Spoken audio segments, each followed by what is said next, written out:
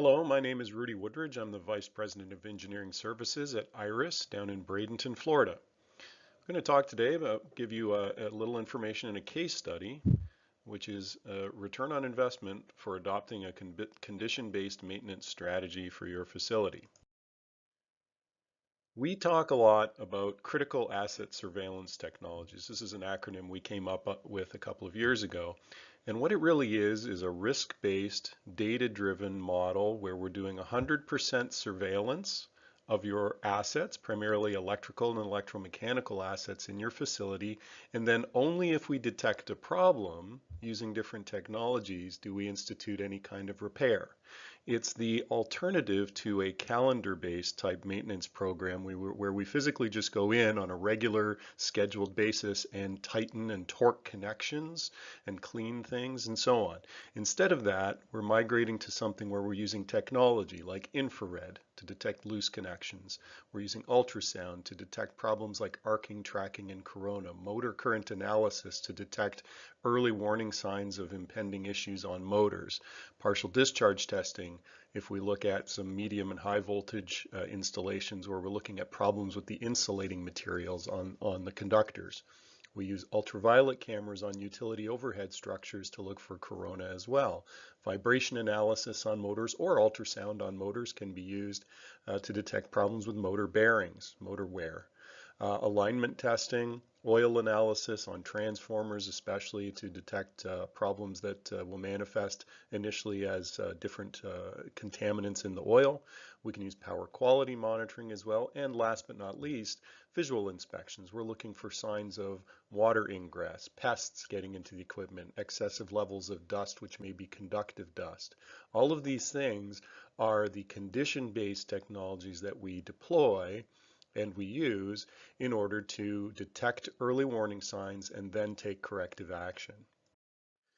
Traditionally, these things are done open panel. All right, that's the way we've been doing them in North America and around the world for the last 40 years. But in the last probably 10 years, there's been a migration where we're getting more and more stringent rules put in place that mandate that we look at alternative, safer ways to do these collection tasks and keep the equipment in a closed and guarded condition if at all possible.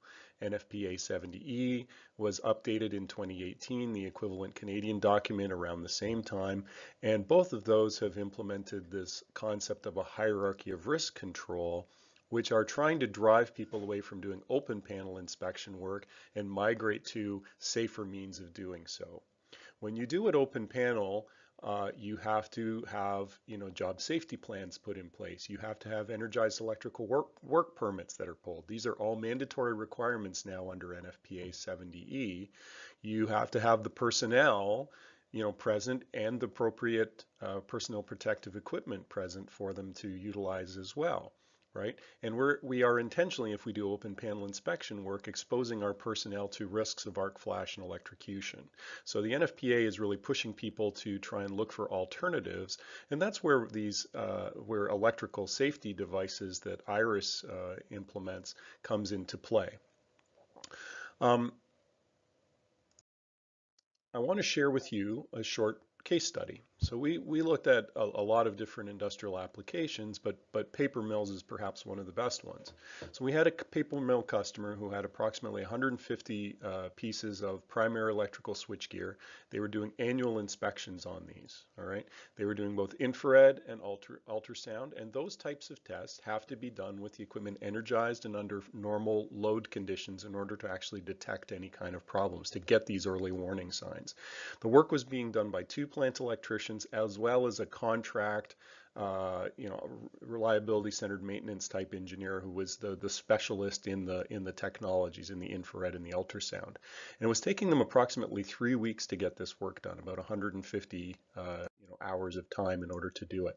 If we look at the actual work that was being done, all right, it's nearly 560 hours in total time. Now, the interesting thing about this is that the actual inspection time, where you're data collecting, the actual useful work, is only about 3% of that. The rest of it is waste. right? 97% of the hours are involved in removing and replacing covers, moving from one place to another, taking breaks because you can't work in the PPE for extended period of time. It's just not comfortable. In fact, it can be dangerous. People can get dehydrated. It's very cumbersome to do the work in that equipment. So a significant portion of the work is frankly non-value added.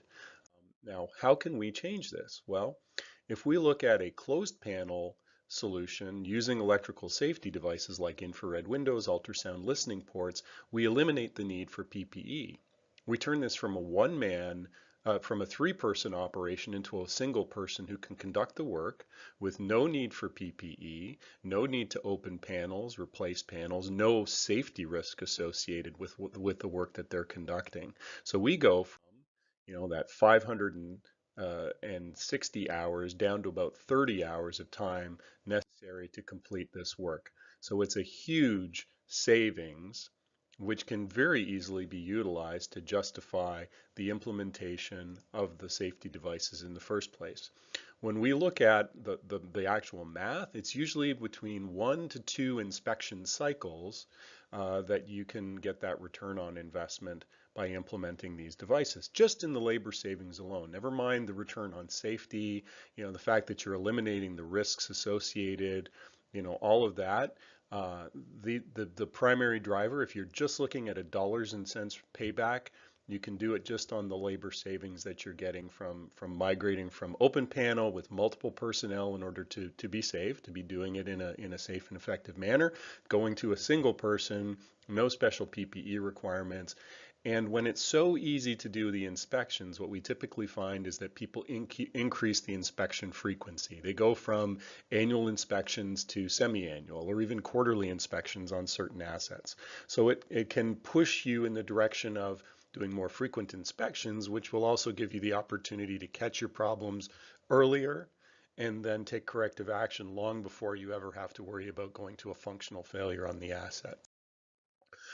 We think of it in terms also of what's the total cost of ownership of your assets. There is obviously the direct cost of acquiring a piece of equipment. So when you're looking at new equipment purchases that you're going to make for a plant expansion or a refurbishment of some kind, you think about the cost to buy the equipment, the cost to install it. There's going to be some money spent on research, what options are out there on the design. You may incorporate a third-party engineering firm to help you with the design. And then, of course, there's some site testing that has to be done. There may be witness testing. All of that is the direct, visible, upfront costs on the asset. But that's only 15% of the total cost of ownership of that asset over its entire life.